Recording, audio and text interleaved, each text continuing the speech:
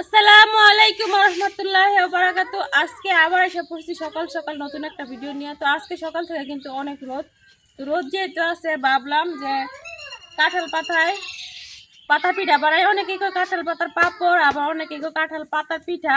তো পাতা পিঠা, তো আমরা কিন্তু পাতা পিঠাই কই, তো কাঁঠাল পাতার পাঁপড়ও কয়। তো আজকে বানাই আমি কাঁঠাল পাতার পাতা পিঠা। তো পাতা পিঠা বানানোর লাগে এই জায়গায় আমি আতপ চালের গুঁড়া নিয়ে নিছি, শুকনা গুঁড়া। এখন আমি এই জায়গায় পরিমাণ মতো গুঁড়া নিয়ে নিতেছি।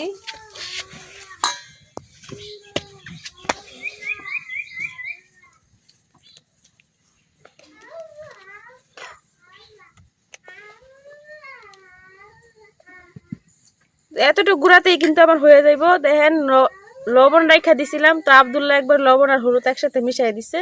তো আমি এই লবণটা দিয়ে দিতেছি এই জায়গায়। লবণটা চালের গুঁড়ার সাথে খুব ভালোভাবে মিশাই নিতেছি। এখন নর্মাল যে পানিটা আছে ওই পানি থেকে অল্প অল্প পানি দিয়ে একটা ব্যাটার তৈরি করে নেম।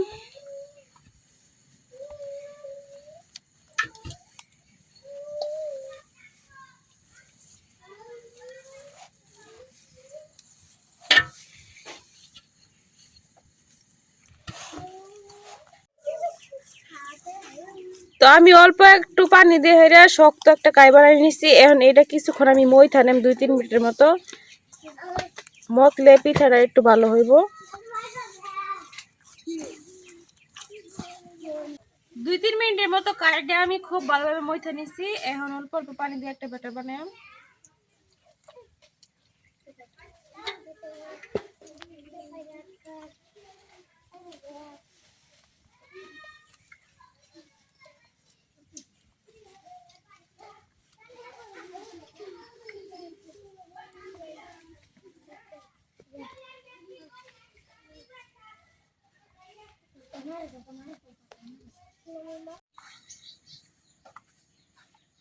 অল্প অল্প পানি দিয়ে আমি কিন্তু খুব ভালো একটা ব্যাটার বানাই নিছি। এখন এই জায়গা থেকে অল্প ব্যাটার আমি আরেকটা বাটিতে নিয়ে নিতেছি, কারণ একটু হলুদ ব্যবহার করাম, ফুড কালারটা নাই আমার কাছে।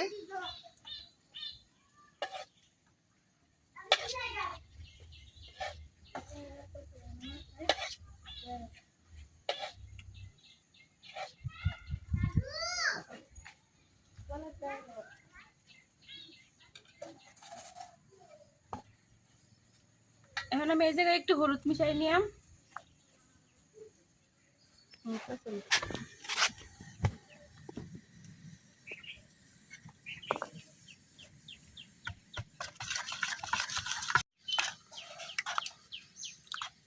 তো হলুদের রং যেতটুকু হয়েছে এতটুকুই। হলুদটা আমি খুব ভালোভাবে মিশিয়ে নিচ্ছি, মিশানো হয়ে গেছে। আর ওদিক দিয়ে আমি পাতিলের মধ্যে গরম পানি বসাই দিছি বলো করার লেগে। পিঠার ব্যাটার গুলানো শেষ, রেডি হয়ে গেছে। এখন আমি দুনো পাশে কাঁঠাল পাতার তেল মিশাই নিলাম, কারণ তেল যদি নামা খায় নাই তাহলে কিন্তু পিঠাগুলো ভালোভাবে উঠবো না। আর এই কাঁঠাল পাতাগুলা কিন্তু আমি আগে থেকে ধুইয়া পরিষ্কার করে নিছিলাম। এখন তেল মাখাই নিলাম। প্রত্যেকটা পাতার মধ্যে আমি দুনো সাইডে খুব ভালোভাবে তেল মাখাই নিতেছি, কারণ তেল মাখায় নিলে সুন্দরভাবে পিঠাটা উঠা পড়বো পাতা থেকে।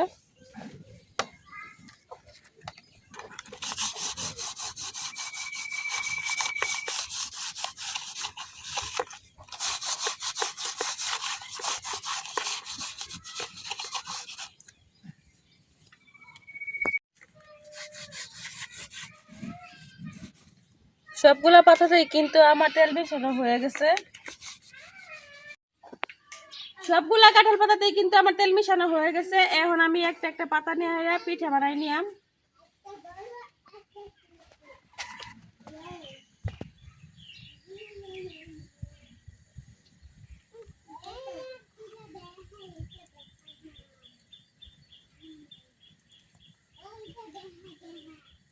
তো তেল দেওয়ার কারণে কিন্তু এক সাইডে লাগতেছে না। তো এই যে সমানভাবে দিয়ে দিতেছি, দিয়ে এখন একবার সরাসরি বাপে দিয়ে দেন।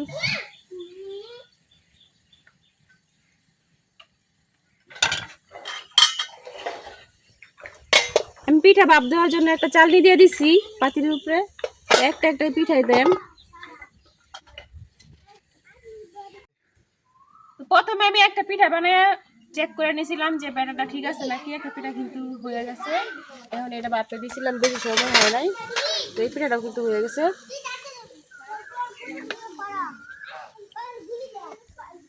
সরাসরি আমি এটা উড়াই নিতেছি, এখন আরেকটা পিঠা দিয়ে দিতেছি।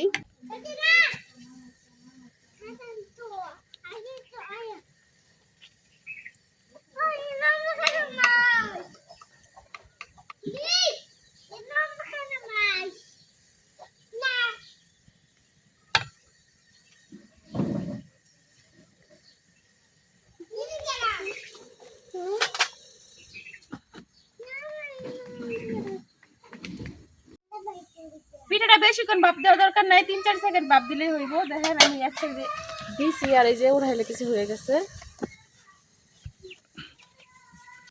তো আমি কিন্তু একে একে 4টা পিঠা বানাই নিছি, সবগুলো আপনাদের ভাইয়াই উঠাই নিছে, দেখাইতে দিছে না, তো এইবার দেখাই দিলাম ভিডিওতে কিভাবে উঠায়।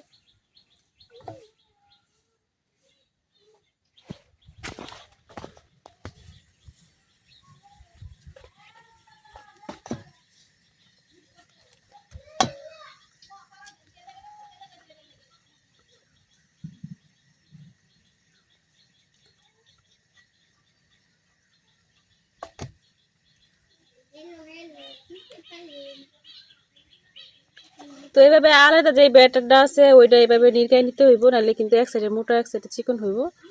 তো এইভাবে কিন্তু সবটা ব্যাটার আমি ফালাই নিয়েছি, এক্সট্রা ব্যাটারটা।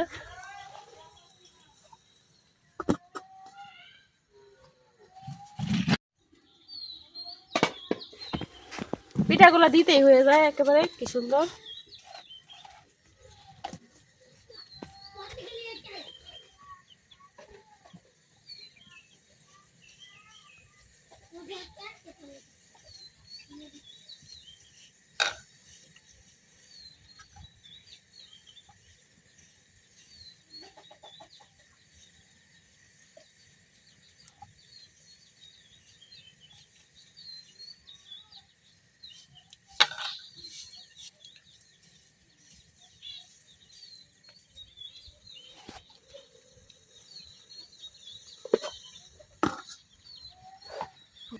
আর এখন দেখেন এই পিঠাটা কি সুন্দর ভাবে উঠায় নেই, একটু গরম থাকতে থাকতে উঠাইলে কিন্তু ভালো।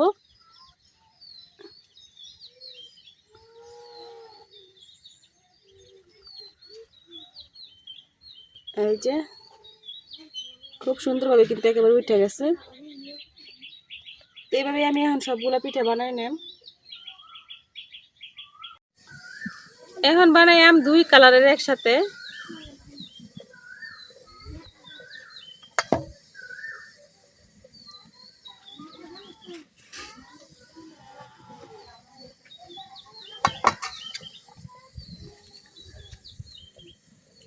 हिडत नेब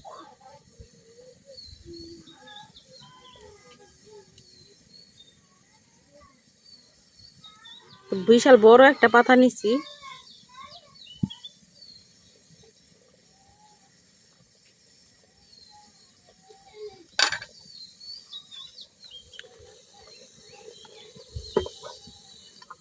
এটা কালার হইতো না।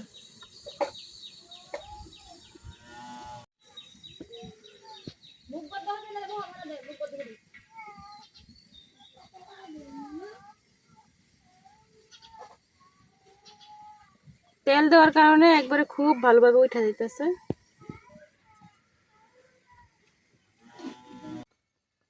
কিছুক্ষণের মধ্যেই কিন্তু 1 কলা পিঠা বানানো হয়ে গেছে। এখন এই পিঠাগুলো আমি রোদ্রে দিয়ে আয়াম।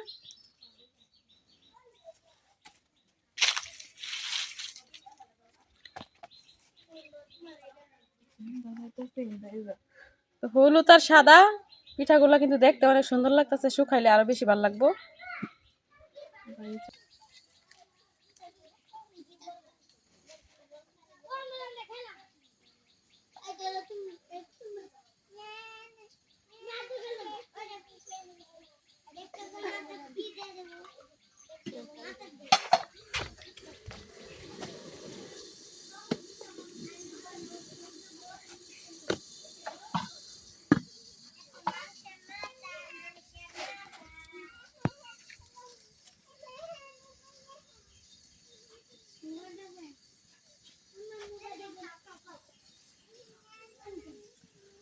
তো খুব ভালোভাবে কিন্তু আমি পিঠাগুলো বানিয়ে নিছি।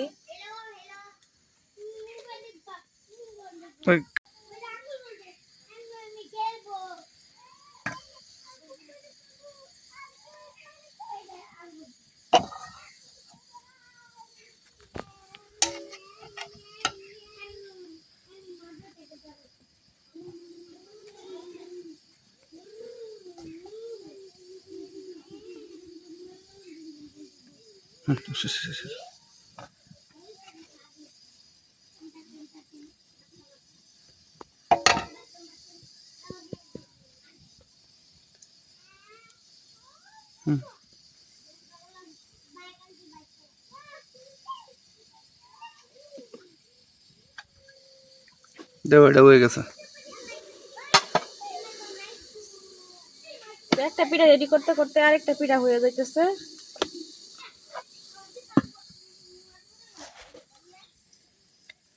খুব সহজেই খুব তাড়াতাড়ি কিন্তু পিঠাগুলো হয়ে যাইতেছে।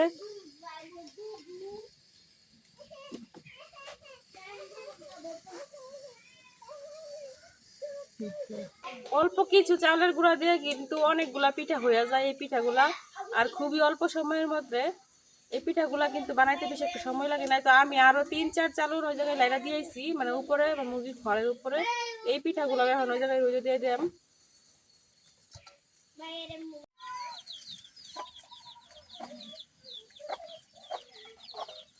এই কালারিং পিঠাগুলা কিন্তু অনেক ভালো লাগতেছে।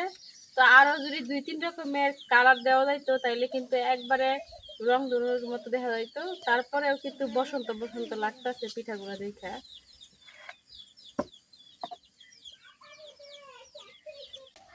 এখন যে পিঠাগুলা বানাইলাম সবগুলাই 2 কালার একসাথে মিক্স করে বানাইলাম।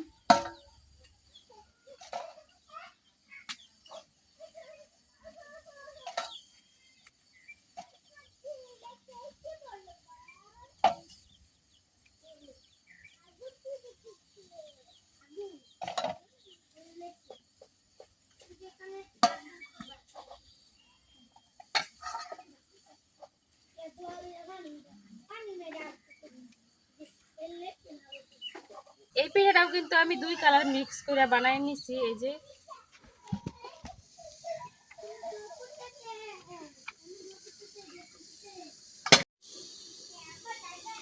তো আগের পিঠাটা উঠাই এই পিঠাটা আবার দিয়ে দিতেছি। তো লাস্টের যে পিঠাগুলো ছিল ওগুলো একবারে 2 কালার দিয়ে মিক্স করে বানাই নিছি। এখন যেটা বাপ হইতেছে এই পিঠাটাই আছে, আর সবগুলা পিঠা কিন্তু বানানো শেষ। এখন যাই এগুলা পিঠা হইতে দিয়ে আর দেখে কতগুলা পিঠা হয়েছে।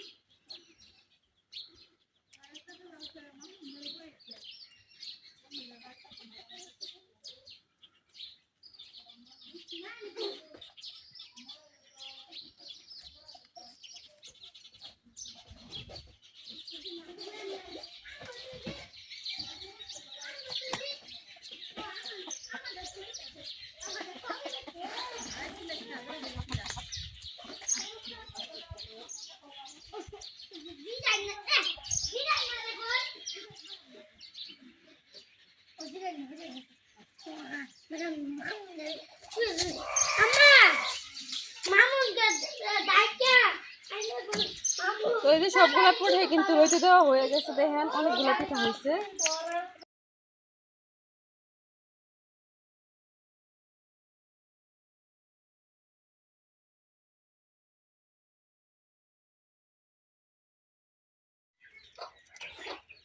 পিঠাগুলো রোদ্রে দিছি 2-3 ঘন্টা হয়ে গেছে। তো 2-3 ঘন্টা রোদ্রে কিন্তু পিঠাগুলো শুকিয়ে গেছে, কারণ আজকে অনেক বেশি রোদ।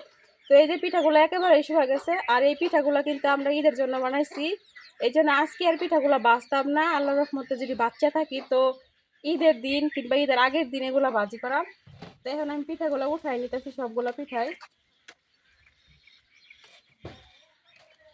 এই পিঠাগুলো কিন্তু অনেক পাতলা একেবারে, এই দেখেন কতটা পাতলা। এই যে পিঠাগুলো কিন্তু হুগাই গেছে, একবার জঞ্জন শব্দ করতেছে।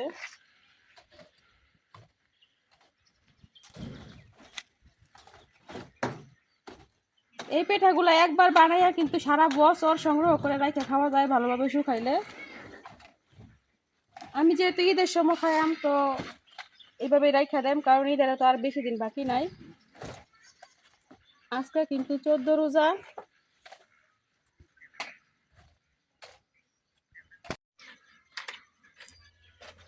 তো এখন ঘরে যাই, যায় পিঠাগুলো আমি একটা বইমা বইরা সংগ্রহ করে রাখা দেম, ঈদের আগের দিন কিংবা ঈদের দিন ভাজি করাম। তো আমার পিঠাগুলো কেমন হয়েছে অবশ্যই কমেন্টে জানাইবেন, আর খুবই সহজভাবে আপনারা একবার এই পিঠাগুলো বানায় ট্রাই করবেন। তো আজকের ভিডিও এই পর্যন্ত, সবাই ভালো থাকবেন, সুস্থ থাকবেন, আল্লাহ হাফেজ।